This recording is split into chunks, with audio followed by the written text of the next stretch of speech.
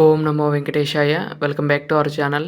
ఈరోజు వీడియో ఏంటంటే కనుక నిన్న గ్రహణం పూర్తయింది కదండి. గ్రహణ అనంతరం జరిగిన శుద్ధి కార్యక్రమాన్ని ఈ వీడియోలో వీక్షించి ఆ స్వామివారి యొక్క కృపకు పాత్రలు కాగలరని నేను కోరుకుంటున్నాను. ముందుగా అయితే మెయిన్ యొక్క ద్వారం ఏదైతే ఉందో అది తెరవటం జరిగింది.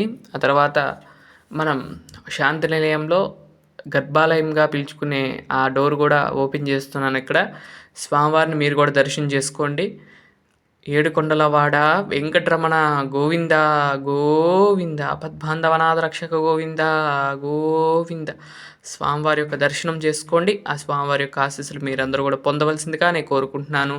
ఆ తర్వాత విశ్వసేన పూజ, పుణ్యాహవాచనం ఇవన్నీ కూడా చేయటం జరిగింది. ఇక్కడ విశేషంగా వాసుదేవ పుణ్యాహవాచనం చేసి ఆ యొక్క పరమ పవిత్రమైన జలంతో పురుష సూక్తము, స్త్రీ సూక్తము చదువుతుండగా, అలాగే స్వామివారికి విశేషమైన పూజా కార్యక్రమాలన్నీ కూడా చేయటం జరిగింది. ఆ స్వామివారికి ఇక్కడ చూసినట్లయితే విశ్వసేన ఆరాధన జరుగుతుంది. విశ్వసేనుల వారిని ఇట్లా వేంచేపు చేసి అక్కడ ధూపదీప నైవేద్యాలన్నీ కూడా సమర్పించి మనం ఏ పూజ చేసినా కూడా వినాయకుడిని పూజిస్తాం.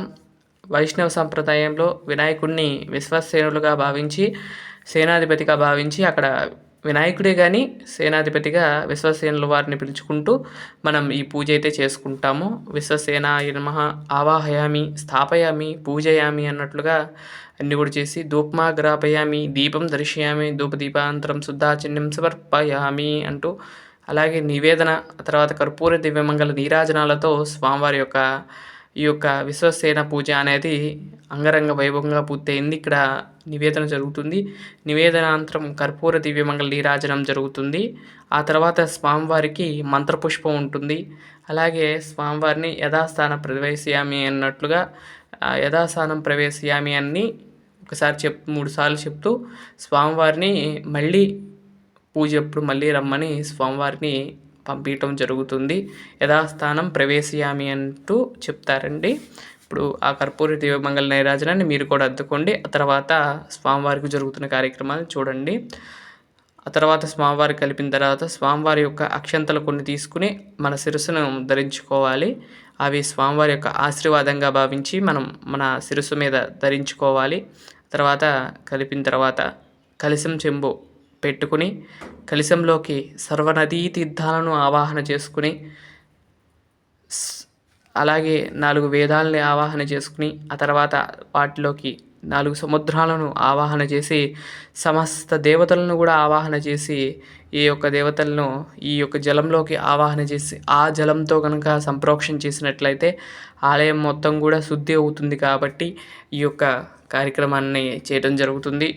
ఈ జలాన్ని విగ్రహాల మీద, స్వామివారి మీద, అలాగే మన శాంతి నిలయంలో ఉన్న వస్తువుల మీద, శాంతి నిలయానికి మొత్తం కూడా చక్కగా ఆ జలాన్ని సంప్రోక్షించడం జరిగింది. ఆ తర్వాత స్వామివారికి విశేషమైన పూజా కార్యక్రమాలు అయితే జరిగినాయి.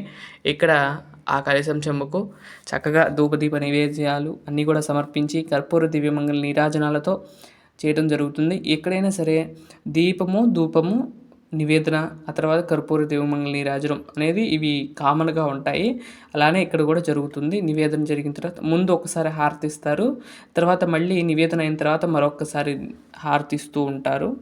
అయితే ఈ 2 హారతులు కూడా ఇచ్చిన తర్వాత ఆ జలాన్ని చక్కగా ముందు అక్కడ మనం కూర్చున్న మనము ఆ ప్రాంతం అంతా కూడా సిద్ధం చేసి శుద్ధి చేసి ఆ తర్వాత స్వామివారిని కూడా శుద్ధి చేయడం జరుగుతుంది.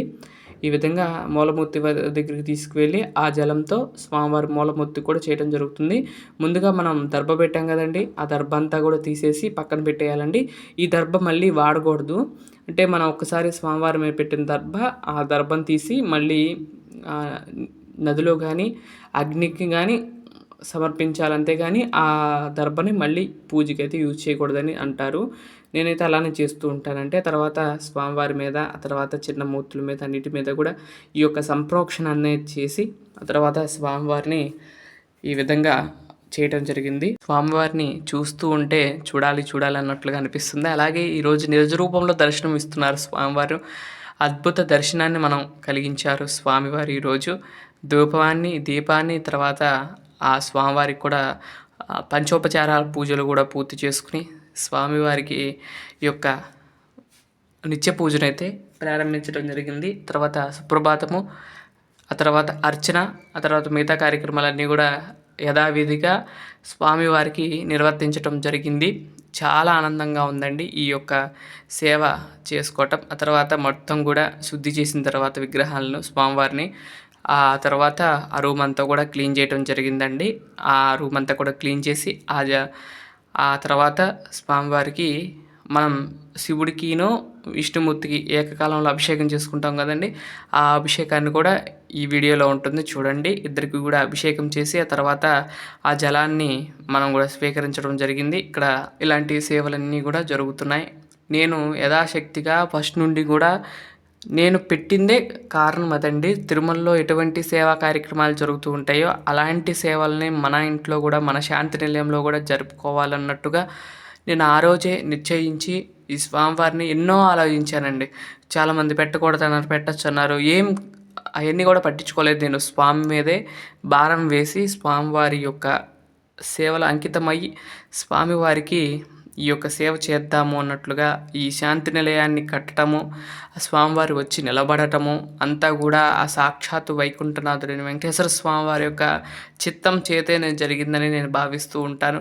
ఆయన ఆజ్ఞ లేనిదే ఏది జరగదు. అటువంటిది ఈ ఇంత కార్యక్రమాన్ని చేశాము అంటే కనుక కళలో కూడా అంటే కళల కంఠం వేరు, ఆ కళలను నిజం చేసుకోవటం వేరు అంటారు చూడండి. అలానే ఆ కళను ఏనాడు కన్నానో కానీ ఇలాంటి ఈ శాంతి నిలయంలో ఇలాంటి పూజలు చేసుకునే భాగ్యాన్ని కలిగించాడు స్వామి. నాకైతే చాలా ఆనందంగా ఉంటుంది ఎప్పుడు కూడా. అలాగే నేనైతే కనుకండి ప్రత్యేకంగా రేపల్లో కానీ ఆలయాలకు వెళ్ళటం తక్కువ అండి. ఎందుకంటే మనం ముక్కోటి ఏకాదశికి కూడా వైష్ణవాలయాలకు వెళ్తూ ఉంటారు చాలామంది. కానీ నేను మాత్రం నా వెంకటేశ్వర స్వామివారు మా ఇంట్లోనే ఉన్నారు అన్నట్లుగా భావించి నేను స్వామివారికే చేసుకుంటూ ఉంటాను. మీ అందరికీ కూడా తెలుసు, ఎటువంటి సేవలైనా సరే మన ఇంట్లోనే చేసుకుని మన శాంతి నిలయంలో చేస్తూ ఉంటాను. అది చాలా అద్భుతంగా అనిపిస్తుంది. అది కూడా మన చేతులతో మనం చేసుకున్న తృప్తి అక్కడ గుళ్ళో చూసినంత తృప్తి రాదని నాకు అనిపిస్తుంది. ఇప్పుడు ఫస్ట్ నుండి కూడా నేను స్వామికే అన్ని సేవలు చేసుకుంటా కాబట్టి ఆయనకే చేస్తూ ఉంటాను. అలాగే మన శాంతి నిలయంలో విశేషంగా చాలా ఉత్సవాలు జరుగుతూ ఉంటాయండి.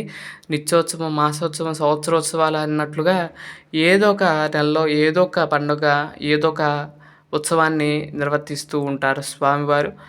ఈ సంవత్సరం కూడా విశేషంగా చేయడం జరుగుతుంది. అయితే ఇంతకుముందు ప్లేస్ లేకటం వల్ల కొన్ని కార్యక్రమాలు అయితే పోయానని చెప్పాను కదండి మీకు.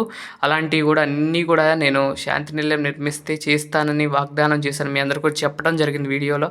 అవన్నీ కూడా ఒక్కొక్కటి నేనైతే తయారు చేసుకొస్తూ ఉన్నాను. వాటిని మీరు కూడా చూస్తూ ఉన్నారు. కొన్ని చూసారు, ఇంకా కొన్ని చూడాలి. అలాంటివన్నీ కూడా కొత్తవన్నీ కూడా అందిస్తూ మీకు ఇలా కూడా చేయొచ్చా అనేది కూడా మీకు చూపిస్తూ నేను చేస్తూ ఉంటాను. తప్పకుండా నా వీడియోని చివరి వరకు చూస్తారని భావిస్తున్నాను. నా వీడియోని కంపల్సరీ మీరు పాటిస్తారని, అలాగే మీరు నా ఛానల్ని ఫాలో అవుతారని నేను మనస్ఫూర్తిగా కోరుకుంటున్నాను.